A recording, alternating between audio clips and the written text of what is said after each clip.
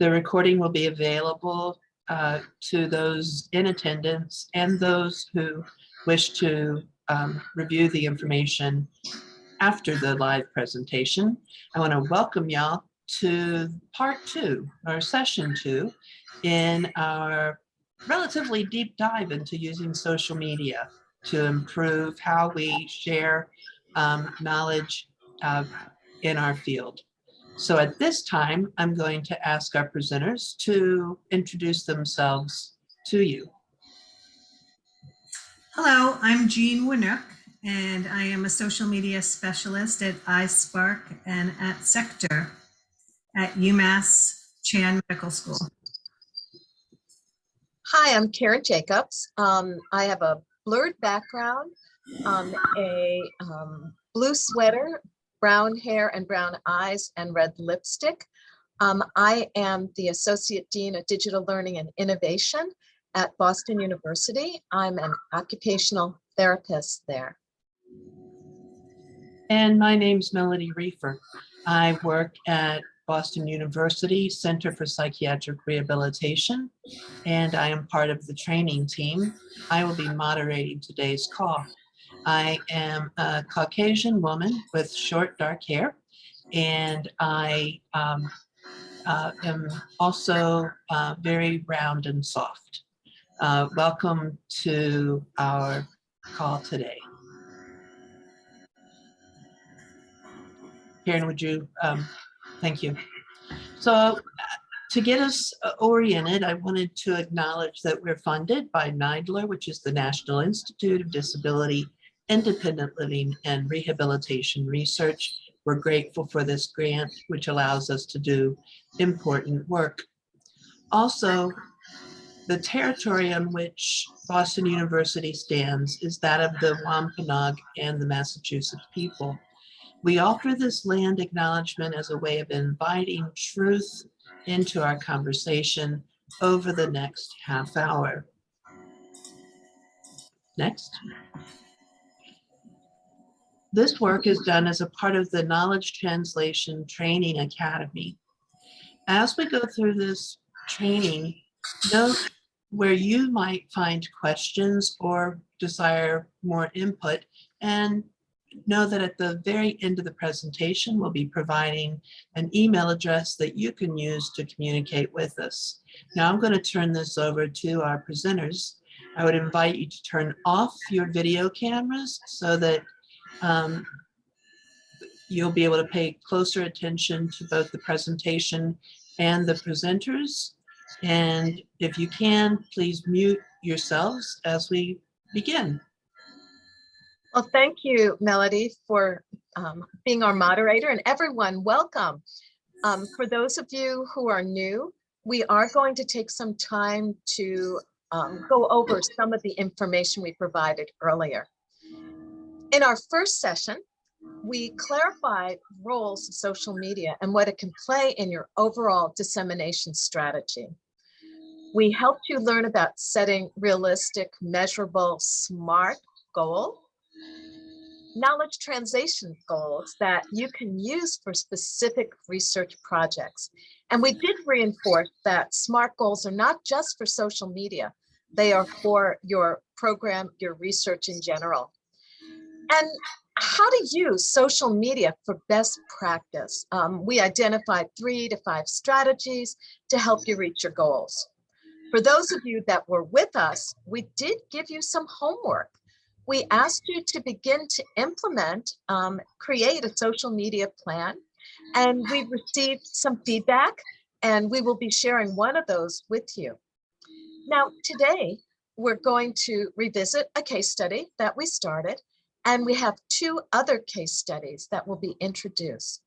We're going to review progress, measure effectiveness of activities, and introduce using analytic tools and receive group feedback to help everyone increase their effectiveness. Next slide, please.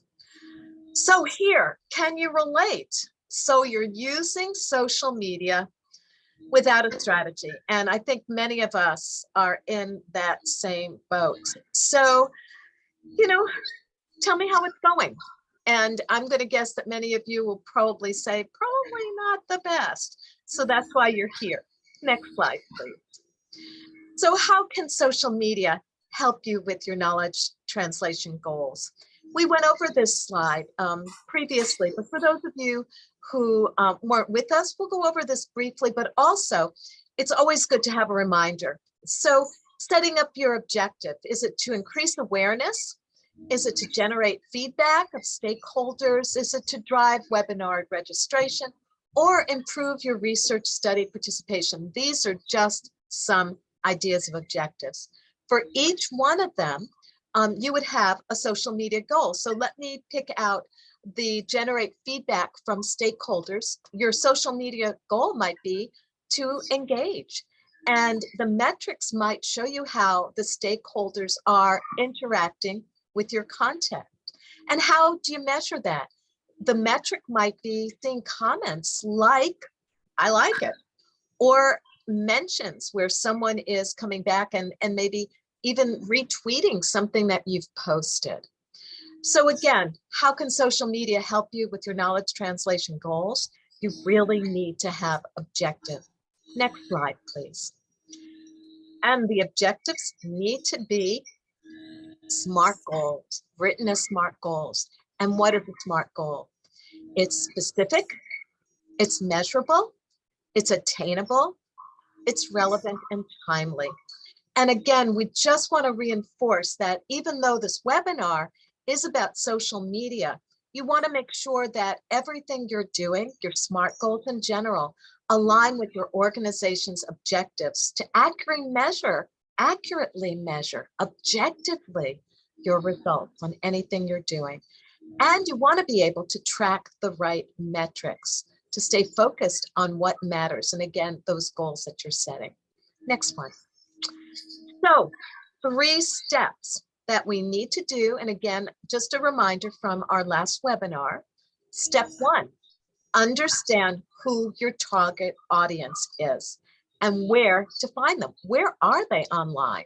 Are they in LinkedIn? Are they in Facebook? Are they in TikTok? You want to know where they are. Step 2, identify potential partners. How to reach them? How can you interact with them? And how can you leverage their social media network to do work for you? And then third is audit. Audit your current social media strategy. Refine what you're doing to achieve your goals. Next slide, please. Today we're going to add the final piece, which is to understand the success of anything that you're doing by using metrics and measuring tools to see how we're doing. So that might be looking at the analytics on your social media pages. It might be looking at Google Analytics to see who's coming to your website, where they're coming from, how many people have shown up. And there's other ways that you can measure the effectiveness of your social media plan and your dissemination plan as a whole. And that is by looking potentially at the number of signups to your newsletter, or how many people are enrolling in your studies, how many people are downloading your briefs, how many people are registering for your online events. These are just some of the activities that we want to make sure you understand the ways that you can measure these so that you know whether what you're doing is working. Jean, thank you. So we're very excited that we got feedback that you enjoyed our first case study. And so we've integrated 2 more, but we want to give you updates on the first one. But we want you also to know that these are all NIDILRR employment research supported grantees that are working to improve employment outcomes for persons with disabilities. So we're all, again, together looking at NIDILRR projects. We're going to revisit case study 1, the Boston University Center for Psychiatric Rehab, their webinar series. And we'll be introducing case study 2. We'll have a speaker from UMass Medical School working with us and sharing. And our case study 3 is Colorado's Department of Vocational Rehab. And we have someone from that center working with us too. So I think you're in for a very exciting webinar. Next slide, please. So for those of you who are with us, you may recall that we were looking at the Center for Psych Rehab's Making Sense of Employment Research webinar series. And you can read that this is highlights of recently published employment research via the Boston University CPR, again, another NIDILRR employment research grant. And each webinar is available, and they're live and then recorded and available on YouTube. Next slide, please. So when we were together last time, we had some SMART goals for the webinar series. First one was to increase attendance at the January 2022 webinar by 25%. You're seeing the SMART goal approach here, and that's over the average that they've had. Increasing the views of the archive webinars by 25. And they set a goal for today so that we could share that information with you. Test a TikTok account or set it up by today, and increase their Twitter followers by 10% a month for 6 months. So they had a very short time period, even less than a month, but let's see what we found. Next slide, please. Here we go. So measuring through metrics. No progress to date has been set for the next webinar. So we'll have to think about how do we maybe set up maybe a different SMART goal or extend the time period. Views on YouTube exceeded the goals. It increased from 38 views in November when we had this first webinar to 107. And Jean and I were reflecting on that, and we want to thank you because you may have been the people who started looking at the archival webinar. So thank you. Great, they reached that goal. TikTok account was created, and this was created in November before even the date that they had planned. And now they're going to investigate what could they put on TikTok, and maybe you'll have some ideas too. Number of Twitter followers in November on the 3rd, it was 118. And as of November 29th, 143, 22% increase. It's not large, but it is increasing. And again, these are goals that were set that are measurable. And now we can go back and say, you know, are they realistic? Should we continue with them? Should we do something different? Again, using that SMART goal approach. Next slide, please. I'm going to jump in here and now say that, you know, when we look at goals, we want to understand obviously how we got there. And in looking at, in knowing what BU CPR did, I know that there were several Twitter posts that were made about the webinars and directing people to YouTube. So I think that between the people who were here in the first training and additional people that saw it on Twitter, that's probably where the increase in the YouTube visitors occurred. And so I wanted to take a couple minutes, since we're just talking about Twitter, to talk about the metrics in Twitter. I don't know if anyone here is actively using Twitter and actively looking at your metrics. Maybe you could put a quick message in the chat if you are looking at the metrics. That would be really great for us to know. If you're not, I just wanted to take a minute to point out where you find them on Twitter. So if you are an administrator of your Twitter account, in the left navigation is a little button called More. And when you click on that More button, it opens up the first screen on Twitter Analytics. And what I love about Twitter Analytics is that it's really fun to look at. It What I don't like is it's kind of hard to pull the data together. But when you go into your more and then click on analytics, what you see is a monthly snapshot of how things are going on Twitter. Here is an example of another Twitter account. But in the month of September, you can take a look and see that Twitter shows you the top tweet. It shows you the top mention. So a partner who has mentioned your Twitter feed, the one that has had the most views. It also shows you your top follower that month. So this is an account that's following your account that has the most number of followers. And it shows you the top media tweet. So it's the top tweet that has gotten the most impressions. And on the right-hand column on my screen, you can see that there's a quick summary of how many tweets were that you made that month, how many people visited your account, how many new followers you got, mentions, and overall impressions. And then if you look down at the very bottom of your screen, oh, and by the way, with Twitter, you can scroll down and see all of the prior months also. But at the bottom of your screen of any given month, there's a very small little line that says view all Twitter activity. And if you click there, it then pulls up what most people want to use when they do a deeper dive into, you know, how is Twitter, is it working for me? Where in the upper right hand, you can put in a time frame and pull up all of these statistics in terms of overall engagement during any time period, how many tweets were made, how many new followers, etc. So this is just a quick snapshot of the type of data that you can pull out of Twitter when you're looking, when you want to answer the question, is anybody looking at this stuff? Is anybody engaging?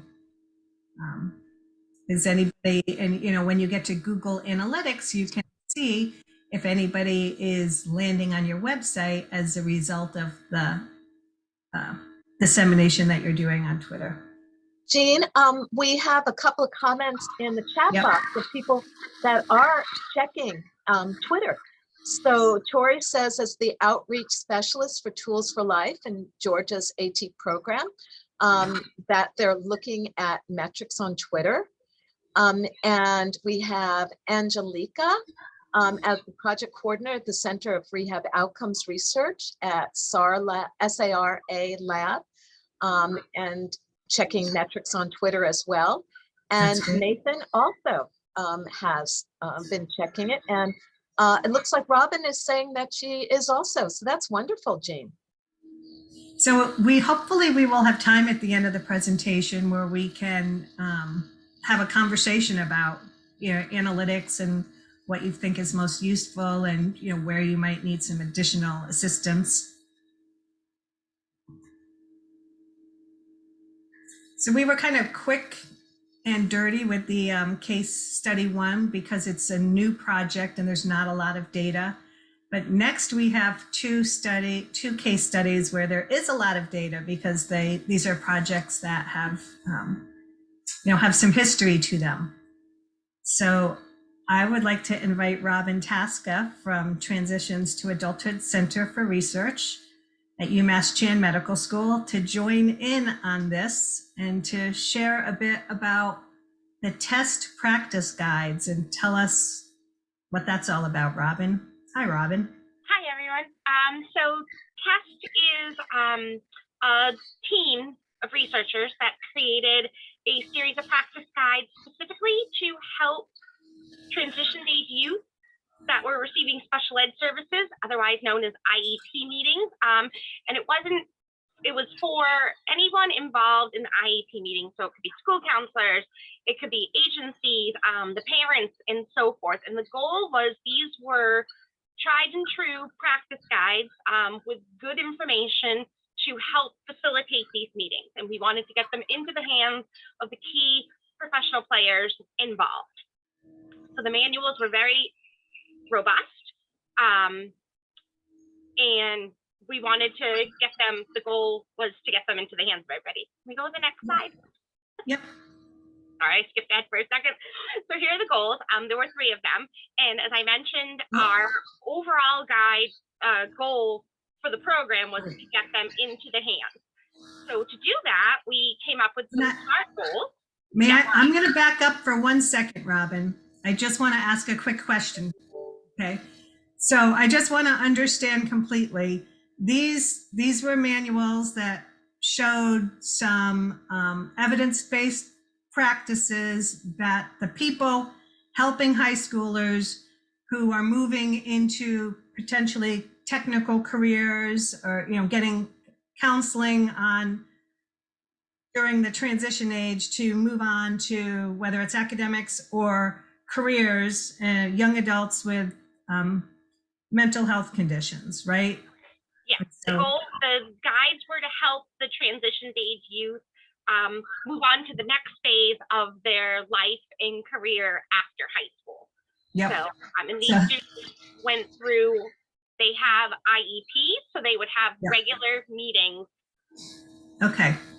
So the goals were designed to go into the hands of the transition planners and the special ed teachers and mental health counselors with techniques to help facilitate these kinds of meetings and help the youth with their further employment, really. Okay, great. So the guides were made, and then what happened? So after the guides were made, and they said, okay, we want to disseminate ASAP. That was the goal. So from there, we created SMART goals in order to disseminate. We had, the first one was a goal of 50 downloads. We wanted 50 different downloads of the guides within the first 60 days of dissemination. And we also wanted to capture the contact information of those people downloading the goals so that we could follow up with them with a survey, and then also just have them on our list as we revise the test guides and enhance them in the future, that we could stay in communication with them.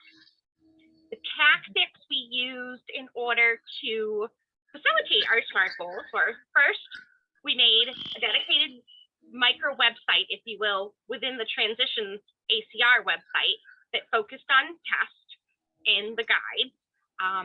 We also created a download form. So the page that hosted the guides, we would ask the people to provide their contact information, the basics, the name, the title, their organization, and their email.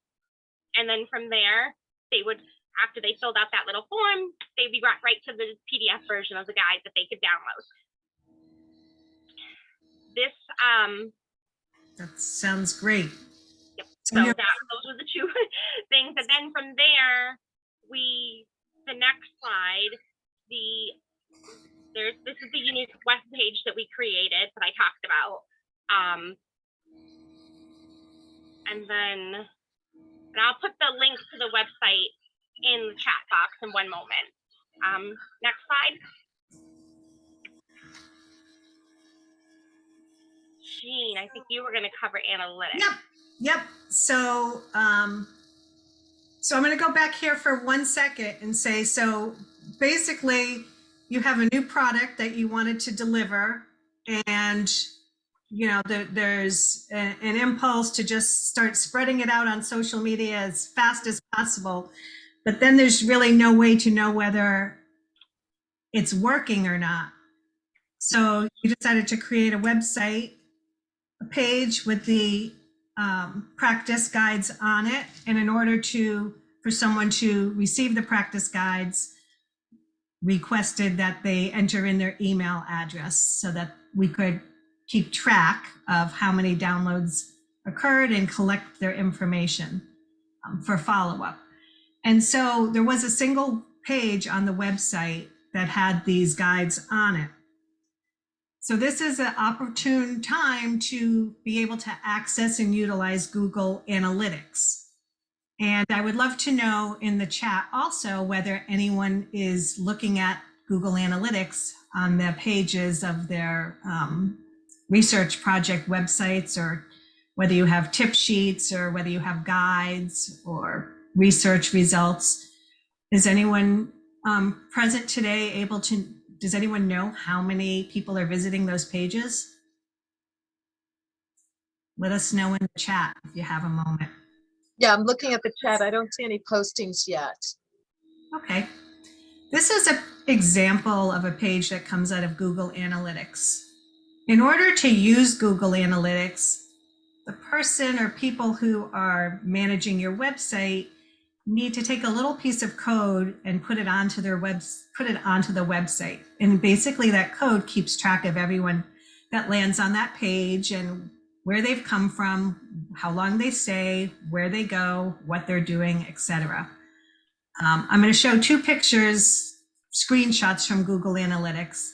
And I want to say that there's an overwhelming amount of information that you can find out of Google Analytics. And my recommendation is never to dive into that abyss of Google Analytics without having really specific questions to ask.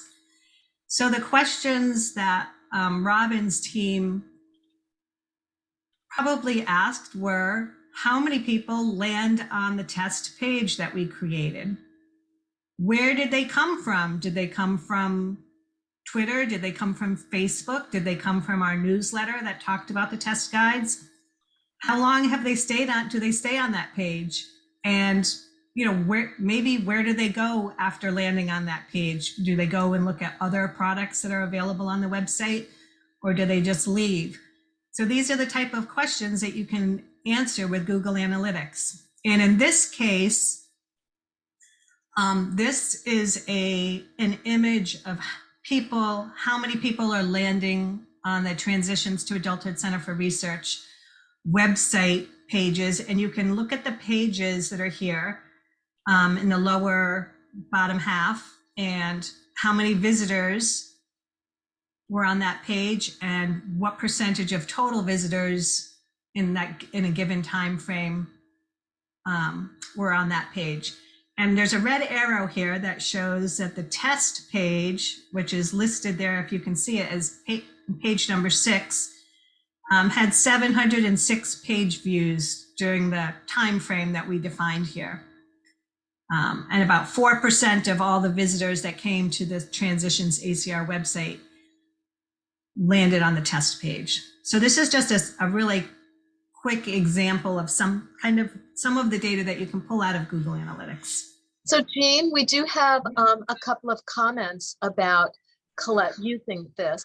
And Sarah at DVR in Colorado has an administrator who monitors and provides the Google Analytics to their team as it's requested. Yeah. And let's see who else. Angelica said, I do check Google Analytics for rehabilitation measures database, and we get over 200,000 page views per month. Thank you. That's fabulous. And Sarah Moody wrote, I'm with the National Research and Training Center on Blindness and Low Vision at Mississippi State University. We use Google Analytics. Our web designer monitors our analytics, and we often go back and review the information about new products that are posted if information is being viewed. So we've got people using it already. That's wonderful. That's great.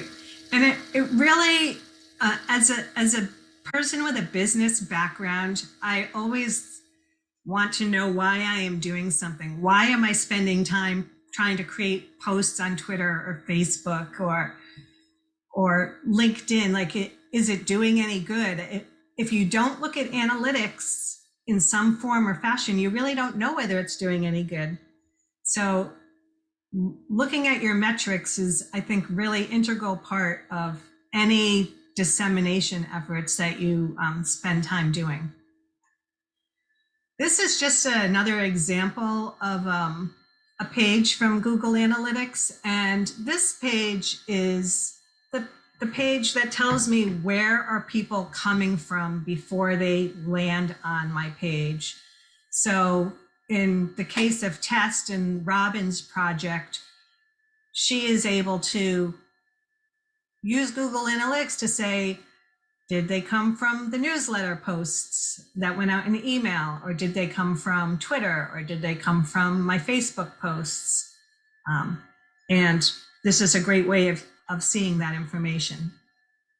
We can see, I know this might be small on a lot of people's screens, but one of the things that's pretty cool is that one of the largest sources of people coming to the website during this time frame was from NARIC.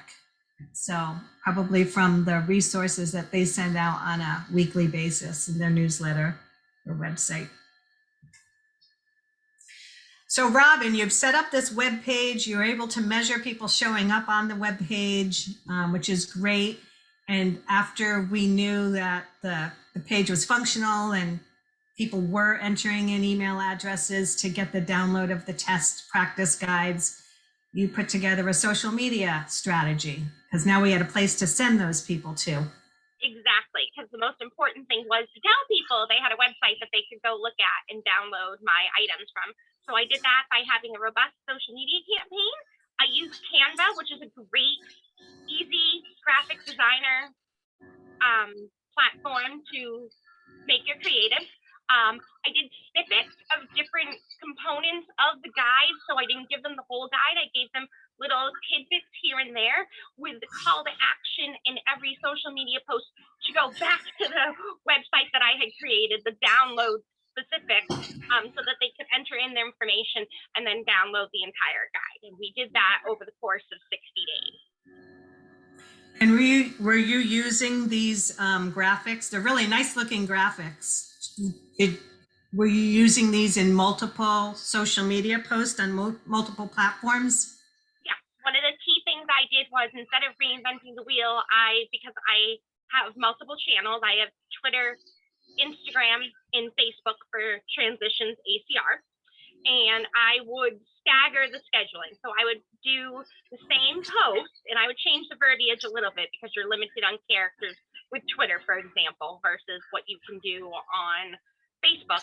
So I would have the same post go out during the week, but I would stagger it. Maybe Monday it's Facebook, Wednesday it's Instagram, Friday it's Twitter.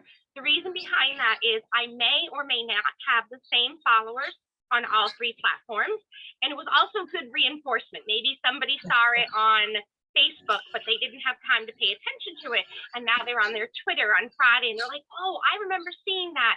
I want to go review that. So it was a great way to reinforce having it spread out over a week period without, bombarding them to see the same post 3 times in one day, because that can sometimes be a turnoff. Yep. Okay. Can I ask a question for a second, Robin? I love what you're writing. Are you crafting the message, or do you have someone working with you? Because they're very powerful. Thank you. A little bit of both. This was early on when I first got hired, and we had an intern who actually designed these and made the hashtags, and then I would write the caption. So it was a combination effort. She went through as an intern project, created the graphic, and then from there I would draft the actual social media post. Great, because I think a lot of times people are thinking about how can I, what am I going to say? Yep. And it sounds like you took the lead, but having other people work with you was really helpful.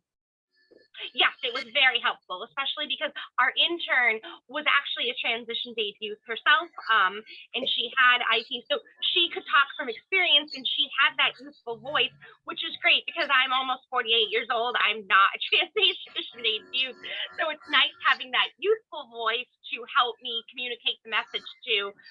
But my voice was also good because I could speak to the professional level of, the counselors and the other agency partners who are more in line with my age group, if you will. So it was a good combination in blending that worked well together. Great. Thank you. Thanks, Robin. Okay. And we touched a few minutes ago on Twitter analytics, and now I'm going to take the opportunity to talk a bit about Facebook and Instagram analytics. And again, if you're using those, let us know in chat. That would be really great. Facebook, if you are an administrator of your Facebook page, has Facebook Insights. It's kind of hidden in the column on the far left of your Facebook page, and you click on it and it magically opens up all sorts of information about who is landing on your page and the individual posts that you've made and how far reaching they are, how many people have seen them, engaged, etc. So we won't go into a lot of details on how to use the analytics. The main point that I want to make is that you should be looking at your analytics. So this is what Facebook Insights looks like. And now that Instagram is part of Facebook, if you are using Instagram for dissemination of your research work, you can look at the insights on Instagram right from within Facebook, as well as being able to view them on Instagram. It's nice to be able to look at them together here because you can see trends based on what you've been posting. Yep. I do want to jump in. One caveat with Facebook, Instagram, because they are essentially integrated, you absolutely have the ability to look at them both separately, but as a default, Facebook Insights will actually give you both combined. So, sometimes you got to be careful when you go to your insights. You can be like, wow, I'm doing fabulous. But you have to remember, oh, that's both of them combined. To look, if you want to look just at one or the other, you have to pull them out. And it's a really easy little toggle that you can use within insights. But, when you think you're doing amazing, you probably are doing amazing, but it's a combined effort of amazing versus two separate. So it's interesting. Thanks, Robin. It's interesting to look at this. This is a time frame of February 1st through March 31st. And in looking at the reach on Facebook and Instagram here, it would be nice to be able to know that the big peaks are when you did a post on, using these really nice graphical images on the test guides.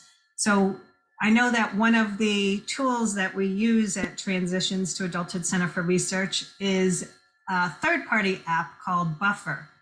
And there are lots of other options out there, but this is a social media management tool. And one of the nice things about it is that you can create campaigns.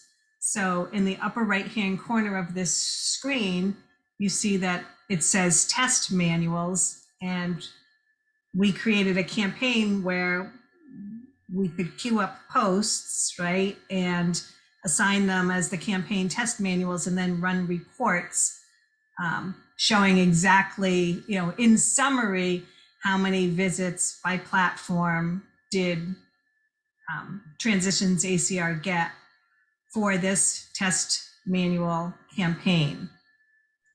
Jean, can I just ask a question? Because I'm going to guess many people are thinking this.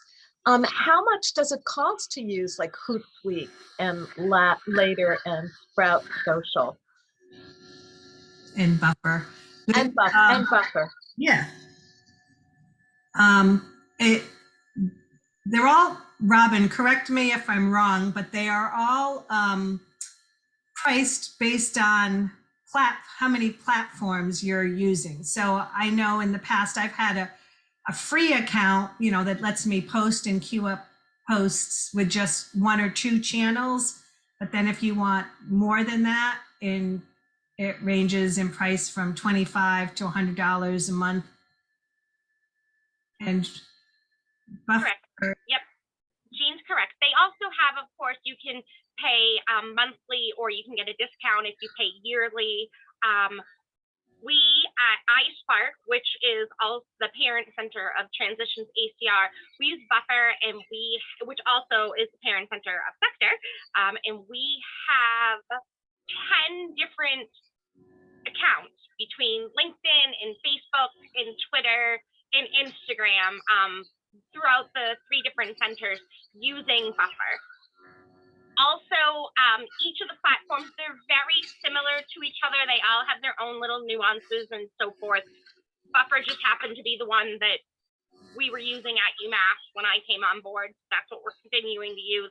You can have different add-ons, so of course we're paying a little bit extra to get the analytics feature, which is nice for us when we're doing campaigns. I'm able to, prove out the success, really prove out the success of what we're trying to do with our SMART goals. So. Or failures. I just want to also note that failures can be just as important as successes, because you learn, you know, what not to do or what you need to do more effectively. So we've had lots of successes and we've had things that haven't worked as well, but we know now, so we can focus our attention.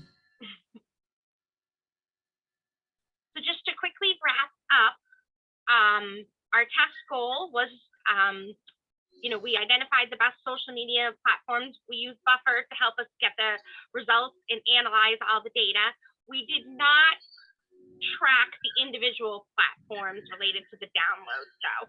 So we did look at the metrics for each of the platforms, but we didn't say, okay, Facebook generated these downloads versus Instagram giving us the other downloads. So we just looked at social media kind of as a whole versus individually from a download perspective. Next slide. And then we were pretty happy because we feel this was a win for us, and our test team was very happy. We had 152 downloads in the first 4 months. We're still tracking the data for our test team, so we're up to 218 for the year. We captured 169 unique emails, and when I loaded those into our listserv, it generated 84 new contacts that we were not connected with beforehand. So we were really excited that the SMART goals worked, and that the methodology that we used the tactics to disseminate the SMART goals panned out, and we're actually going to be using this for another project. We have our 2021 annual report that we're going to be doing a similar process with. That's Robin and I jumping for joy in the sunset. It is when we were in Hawaii as a result of being so successful here.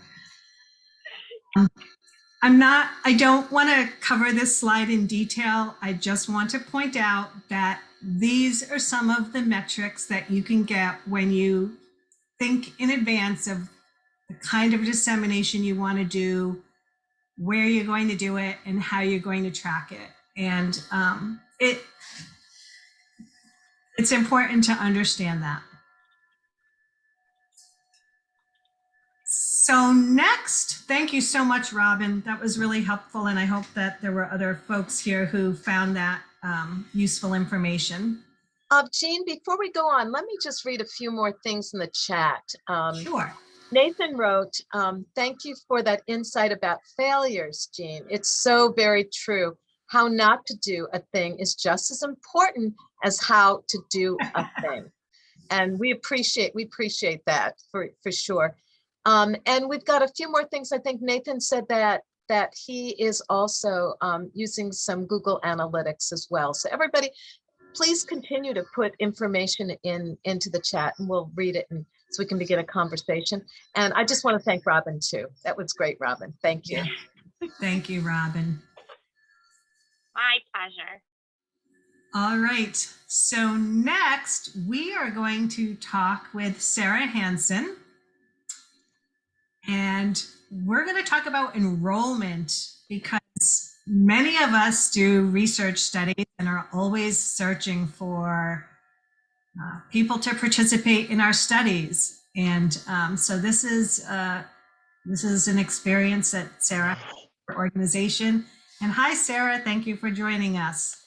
Hi, Jean, thanks for having me. So my name is Sarah Hansen, and I work at the Office of Independent Living Services, which is housed within the Colorado Department of Labor and Employment's Division of Vocational Rehabilitation. And I'm also an administrator of the CEKS grant, CEKS standing for Securing Employment and Economic Keys to Stability. And that was a grant that was awarded to our office back in October of 2019. So our primary objective in the Office of Independent Living Services is to support Colorado's 9 centers for independent living and oversee the contracts that each of them holds with the state, which provides them with funding to provide independent living services for people with disabilities across the state. So I think, can you go back one slide, Jean? Yep. Oh, perfect. Thanks. So first, CEKS is a random assignment research project. So enrollees are randomly assigned into either the intervention group, where they are receiving the intervention services we're testing, or they're assigned into the control group, where they receive business as usual services. So we're obviously reliant on people enrolling in the study so that we can test our intervention and measure outcomes. And so the design of the CEKS model and intervention that we're testing was inspired by a lot of things, but a couple is just the misinformation people with disabilities are receiving regarding work and disability benefits, and inspired by our belief that people with disabilities are an asset to a business's bottom line. So the model that this project is testing, which I'll talk a little bit more about in the next slide, is that it's meant to help us better understand three things. So we want to understand how we can help improve employment and education outcomes, increase monthly income, and how people with disabilities can feel more connected and a part of their community. And so I should mention the people who are dispatching this intervention and providing the intervention and control services are staff of 5 of the 9 centers for independent living in Colorado. So we can go to the next slide. So those center staff who provide the intervention services were trained in 3 different ways. So first, staff were trained in the SOAR model of Social Security Disability Application Assistance. SOAR stands for SSI, SSDI, Outreach, Access, and Recovery. And it's a model proven to increase the approval rate for applications. So a staff person was trained to help people who are coming in looking to apply for disability benefits. And then other staff were trained in employment services, specifically in individual placement and supports, or the IPS model, which is evidence-based, and the customized employment model, which is a promising practice. And then another staff who may or may not be the same staff that was trained in application assistance was trained and became a certified benefits counselor. And the purpose of that staff person is to help the enrollees make an informed choice about disability benefits and choosing to work. And then on this slide, on the bottom of this slide is like a purpose or a belief statement of the CEKS project, which I'll read for you. And it reads, the CEKS intervention model addresses the myth that people who receive Social Security disability benefits cannot work. It promotes the expectation that people with disabilities can contribute to the business bottom line in the competitive integrated workforce while addressing limited economic resources experienced by people with disabilities. Thanks, Sarah. All right, so we have been experiencing low enrollment, right? We worked in order to set enrollment targets. Our office and Peter Pike, who I think is here, he's the brainchild of CEKS and our grant manager, but worked with the centers across the state to determine and survey how many people were coming in requesting the service each year. So the service being coming in asking for help applying for SSI or SSDI. And so based off of those numbers that were reported by the centers and by working with our lead researcher, who helped us determine the numbers that we needed to determine impact of the intervention, is where we got our enrollment numbers. And so we see low enrollment. I mentioned we started our grant in October of 2019, so right before COVID.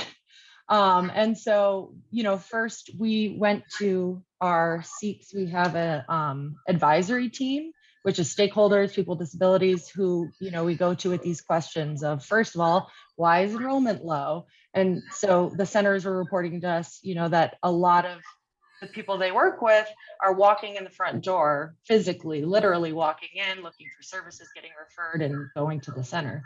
And, you know, with COVID restrictions, that was no longer happening.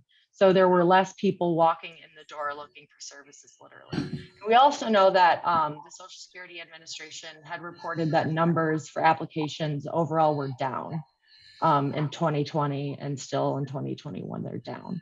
So it's a long way of saying we've had low enrollment, lower than we expected. And so we went to our CEKS advisory team and asked them for ideas. How can we increase enrollment? What should we be looking at? What can we do? What have you had success with? And we got a lot of responses, but one of them was that, we should do some outreach with social media. Some centers have had success reaching people and getting the word out that way, so we should try that. And as a practice, we like to follow up with every recommendation that's made to us from our advisory team. So we started looking into, who can help us with this, and that's how we ended up with Jean, who's been wonderful and helped us so much. But within our first meeting with Jean, we realized, okay, we're here talking about okay, help us make a Facebook. What do we need to do? And we realized there was a lot of work we needed to do beforehand before we could even get that far. So this all started for us at about August. And so we're in the beginning stages of, really getting out there with social media, but we took a step back and we just, we set some goals for ourselves and laid out what we needed to do in order to be ready to go out on social media and make our presence known. That was a great explanation, Sarah. I'm Thanks. glad you liked it. So there's lots of, you want to post on social media, but what do you tell the people who read it? What should they be doing? What's the next step? And there really wasn't any funnel. There was no landing page. There was no place to take them to get more information about these services that were available to them that, were part of the CEKS program. Right. Yeah. We didn't know what we were doing really. So we say oh, well, we'll launch a social media campaign. We didn't even know what that meant. So, but we got ourselves organized by setting some goals, right? So we kind of used this Google sheet that Jean and our team used, where we laid out our 4 goals we had set for ourselves, and each goal was a way we had identified that we could potentially increase enrollment. So the first goal was for us to increase enrollment through creating a page on our DVR website. That would be a landing page for people who were, organically Googling help applying for Social Security benefits in Colorado, or who might have already been on the DVR page. This is a page where they could arrive and they could get a little bit of information about what services were available to them via the Centers for Independent Living, so that application assistance. And then we embedded a form in that page where people could input their information and they could be contacted by someone in our office. So that was our first goal, was to increase enrollment through that page. So we got that set up. Next, we worked with the Centers for Independent Living, who are partnering with us on the grant, to create pages that were similar to our DVR page. So that provided just some information about what the services looked like. And again, we're promoting application, Social Security, disability benefits, application assistance. That's what we're promoting. So we worked with the centers to create pages of their own with those interest forms. And then next, we worked on promoting links to the pages that I just talked about, primarily our DVR link. We created flyers, YouTube videos, we created a Facebook and we asked our partnering centers to post those videos and flyers on their Facebooks. And then our last goal is to identify and reach out to potential partners. So when we talk about enrollment, at least at the CEKS grant, we want to be intentional about not just serving white English-speaking people. So we identified organizations and agencies across Colorado that were serving communities of color, other underrepresented groups, and went down a list of reaching out to them, telling them about the centers and what services they can provide. So that's an ongoing effort we continue to work through, and same with our social media. That is definitely ongoing for us. Like I said, I think we're more in the beginning stages than maybe some other grantees. So this is our website that we created. So as you can see, it's pretty simple language explaining that the Centers for Independent Living in Colorado can help you if you're interested in applying for Social Security disability benefits. And so you can see that there's the embedded form right there.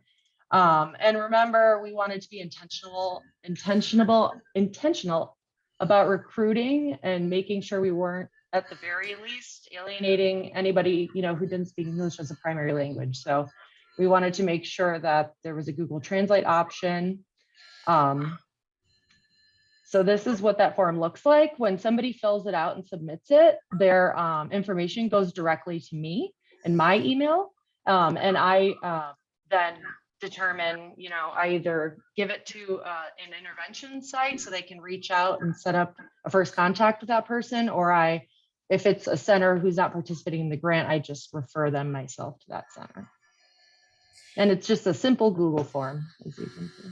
And I want to comment that back in our first session of the training, and what Karen recapped earlier is, we talked about setting up SMART goals, but we also talked about taking into consideration 3 other components. One is, who is your audience? 2 is, who are your potential partners who can help you in your dissemination? And the third one was to kind of audit where you are at today. So Sarah's team really thought about her audience. And the funny thing that we realized early on was that there was only a single language available on this website, and it was English.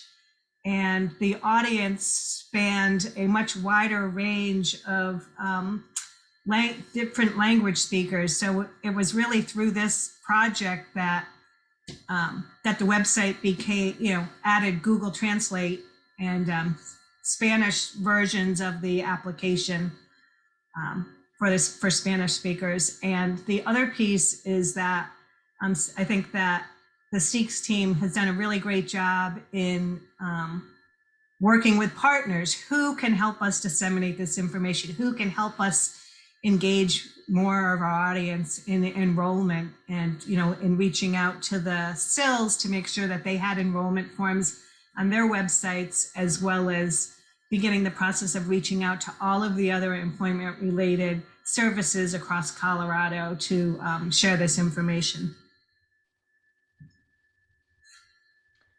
So this slide is an example of one of the Centers for Independent Living we work with. So this is a screenshot of their website.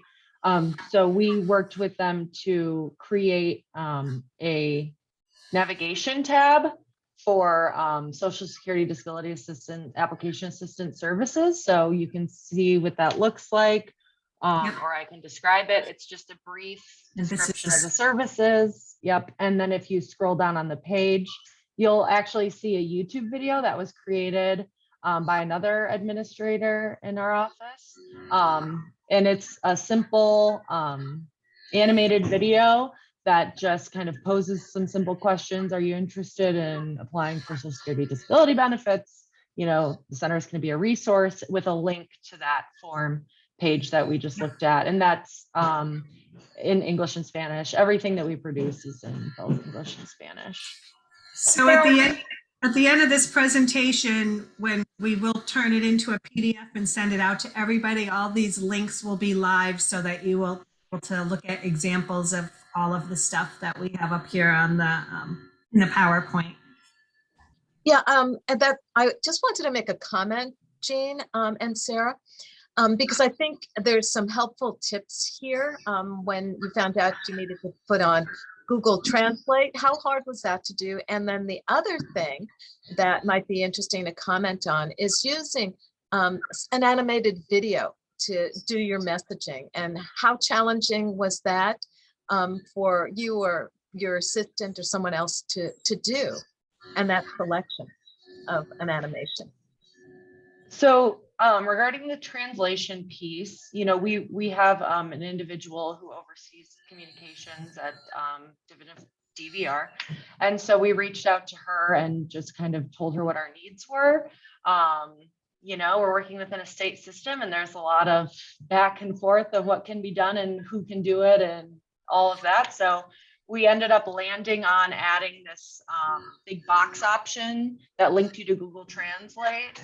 I think the state, or at least our department, is underway with, getting something embedded into our websites. And so that was kind of holding us up, but we said, we don't want to wait. We need this on there now. So we ended up getting that Google Translate box, which I think they ended up then using on the DVR website overall. So that's how we went about the translate option. And then the animated videos, I believe that was an idea that was given to us from our advisory team, right? So we go to our advisory team and we ask them for ideas and their input. What have they used? And this is a program, I don't remember what it's called, but we just bought an annual subscription, and another person on our team created those videos. Just pretty simple. Yeah, I can't remember what the platform's called, but I can find out if you're interested. I think I have it listed in here. Yeah, I think you do, Jean, too. And it wasn't as much knowing what it was, but that's another resource for people for creating messaging. And, people consider YouTube another social media platform. So, any of the tips and tricks that you were doing are really helpful. So thank you. So I want to just jump in here for a second, Sarah, and say that I would like to, I want to leave room at the end of this presentation for conversation and dialogue. So I'm going to try and get through the rest of this quickly so that there is time for back and forth.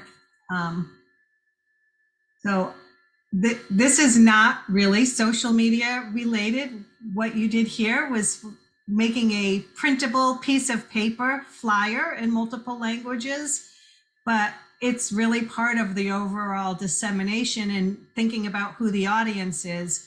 And everyone needs to think about who their audience is, because sometimes your audiences are people that do not have internet access or are not on social media. And it's important to have the appropriate product for them as well, right? So Sarah, your team created this flyer, and this was distributed where?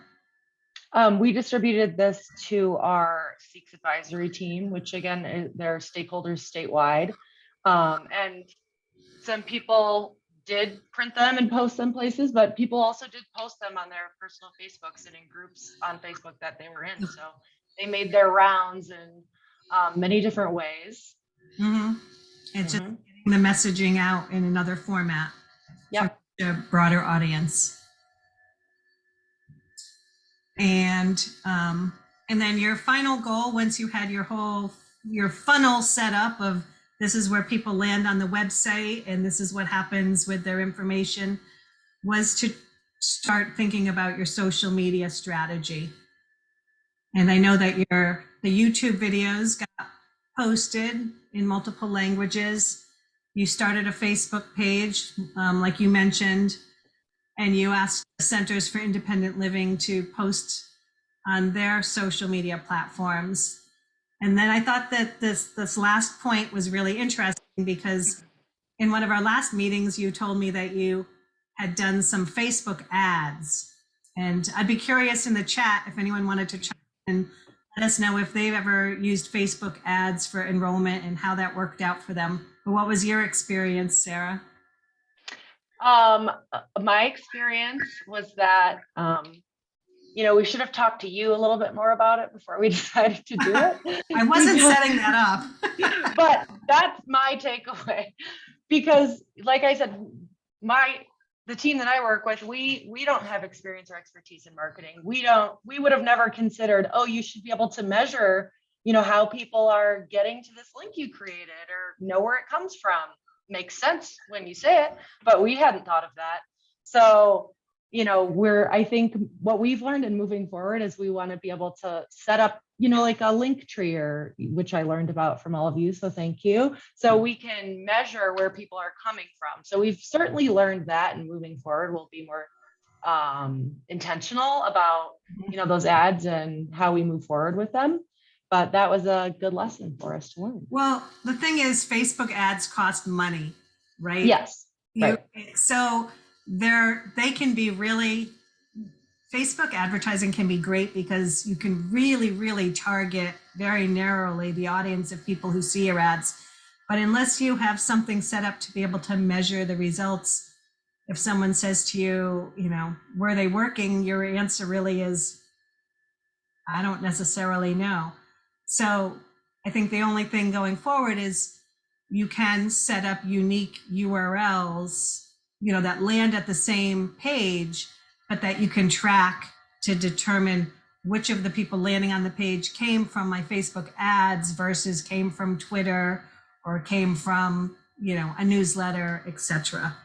So right. So then it's about tracking. Yeah. And then we're making an informed decision on where we're spending our limited funds for, marketing and outreach. So makes sense.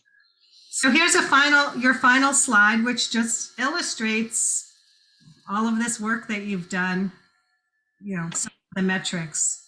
Yeah. So since I mentioned that we have an individual with DVR who provides us with Google Analytics. And so that's where we got some of this information. So since the page launched in August, we've had 843 visits. And so of those, 82 people who visited actually filled out the form. And of those, 27 individuals were eligible for the study. So they lived in an area that was covered, they were within the age range, and they didn't have an open case of DVR. And of those, 8 actually ended up enrolling and counting. I mean, we're getting submissions every day, pretty much. And so right now we have 83 people enrolled in this study. And 8 of those were individuals that were enrolled as a direct result of this form on the website that we set up. So that means that our efforts working with Jean has increased our enrollment by 9.6% in 3.5 months, which I'm very excited about, if you can't tell, because had we done nothing, we would have 8 less people and there would be no counting. We continue to get submissions, and enrollment is growing. I think so. I think this is a big win because what you've proven is that the operationally what you have set up, a landing page on the website, a enrollment form that somebody sees and follows up with immediately, the process is working. So now that we know the process is working, you can take your focus and focus on bringing more people to that landing page on the website through more social media posting, through training more, deeper training with your centers of independent living, and in asking more partners to share the resource. And you've done the hard work of operationally setting up a funnel to deliver people who could be good candidates for enrollment into this research intervention. And now it's just, spreading the word and keeping metrics in mind. So thank you so much, Sarah. And interestingly, we had a group of people, a team of people from Rutgers Rutgers University in New Jersey send us their SMART goals recently, and they were also about enrollment in a research study. So I can't see anybody on my screen because I have the presentation on my screen. But if somebody from Rutgers might be interested in sharing. We do, Jean. We do have some Rutgers. I see Brittany there. Brittany's waving, so Brittany can share, okay? Hi, everyone. This has been a really helpful webinar to hear other people's plans and projects, and it's giving us lots of ideas as we move through this project, even into dissemination. So thank you, everybody who shared. So this is our SMART goal plan. And for our study, we're looking to recruit 8 to 10 students. And given the age and the demographic, we figured social media would be a good way to go to try to find them. but we were concerned that using our own social media pages isn't going to be the right fit because we're looking for students who are attending career and technical education programs at other colleges, universities, or technical schools. And these are all post-secondary students. We're not looking at a high school age population. They also have to have mental health conditions. So we figured if we could kind of utilize existing social media accounts from the schools where the students are currently attending, it might be a better approach for us. So our goal is focused around partnering or collaborating with those schools and those programs to be able to post our ads and our recruitment information on their pages, because the students are already going to be there, rather than having to try to get students to see us in psych rehab. So our target for this is early January or mid-January of 2022. So it's coming up. So we really have to be able to work quickly. The first step in being able to achieve our goal of recruiting 8 to 10 students with mental health conditions currently enrolled in CTE programs within New Jersey using recruitment ads on social media is to be able to get IRB approval to do it. Our IRB is notoriously slow, so it kind of all hinges here. So we have to draft our modification.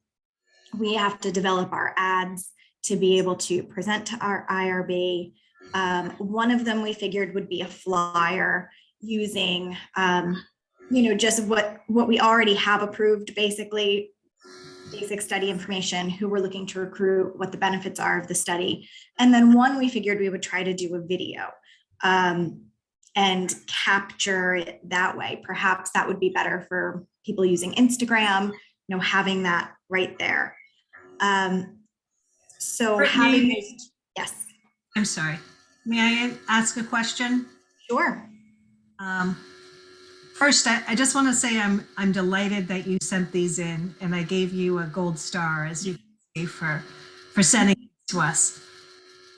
And I think you've been really thorough in putting through these goals. And I just wanted to ask, recruitment ads on social media and getting partners to post ads, had you thought about measure the effectiveness of this? So that's what we're a little uncertain about. Given that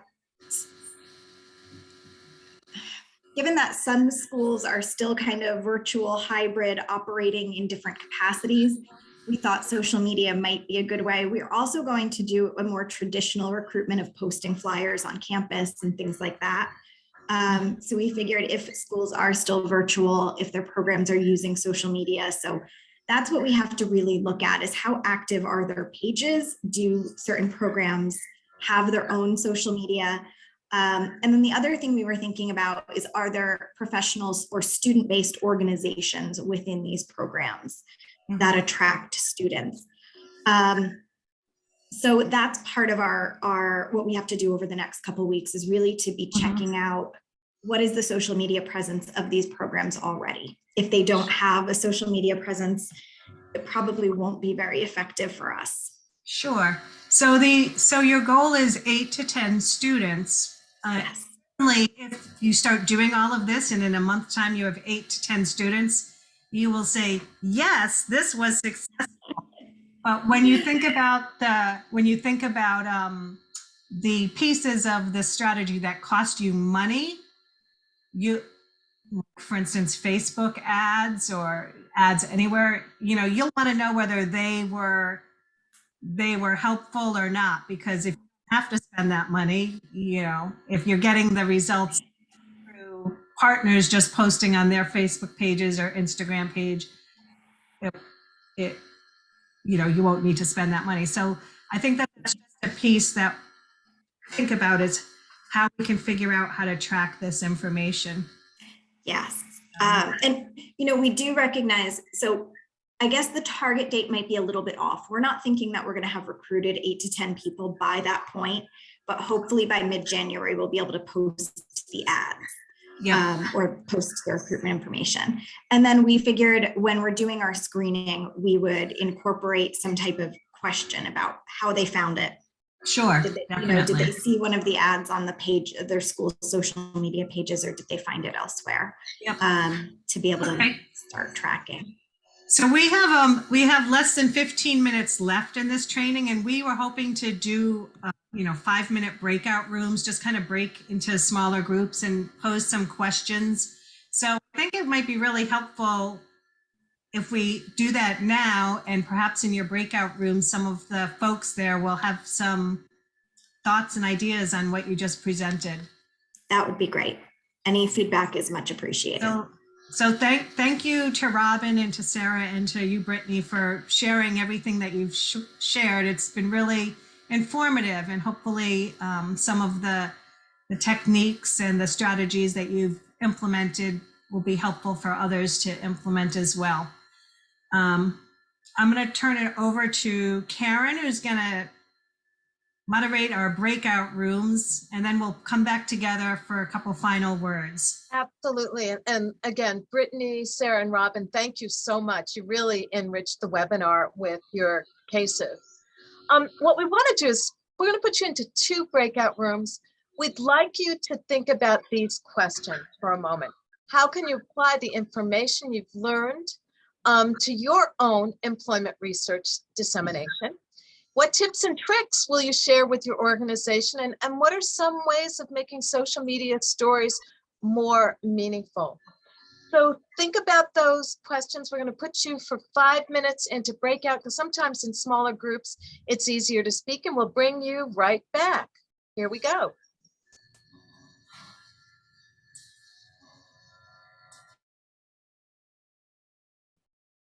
Time with us. And here are some resources. And again, we'll be sending you the PDF, and all of the links will be live. So thank you so much for spending your time with us.